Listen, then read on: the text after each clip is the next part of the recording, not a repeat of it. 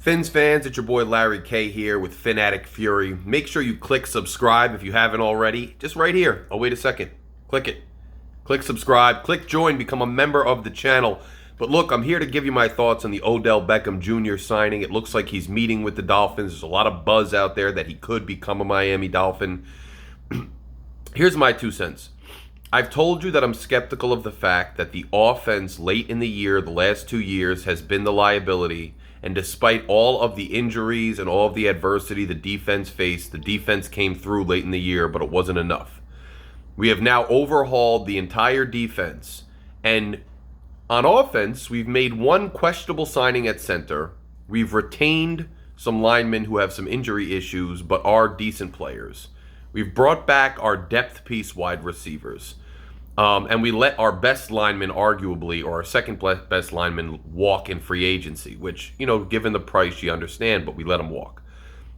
Now this team is trying to still convince us that our offense is fine. We just need to add another wide receiver, an old wide receiver who hasn't been up to form in several years, who has injury issues the last several years, who has had sometimes off the field celebrity type issues. You're adding that to a locker room with Tyreek Hill, who's already just barely hanging on with his off-the-field stuff. To me, this move seems like, the type of move for the glitz, for the glamour. It's a big name, and fans are going to eat it up because it's the media attention and the hype. And on paper, just looking at recognizable names, it looks like somebody who might be a Super Bowl caliber team because all of a sudden you got OBJ. Look at your wide receiver core. But in reality, if we spend too much money on OBJ, that money could be going to bolstering that offensive line.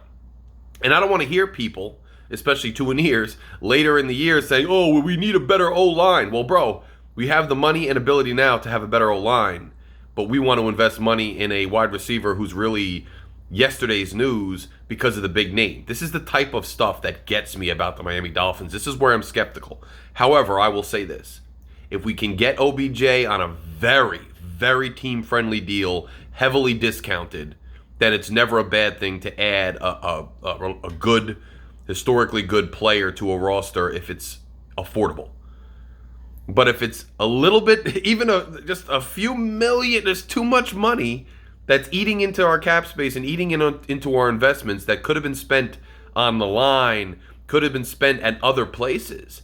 Then I question this team constantly gaslighting me, telling me, oh, look what Tua's got now, OBJ. Bro, fix the trenches, man. Fix the trenches on the defensive side because we got it like by committee now with some of these D linemen. They're not necessarily going to replace a Wilkins. So, I don't know. I'm skeptical of the move. We have enough talent in the wide receiver room.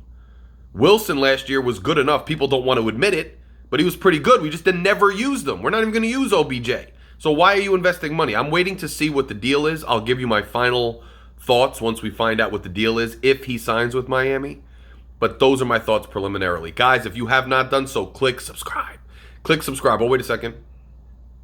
Glad you clicked it. Click subscribe. Join Fury Fam. Make sure you check out Shake tonight in the Blender with Shake every Thursday. I'll see you guys soon. Larry K out. Fins up.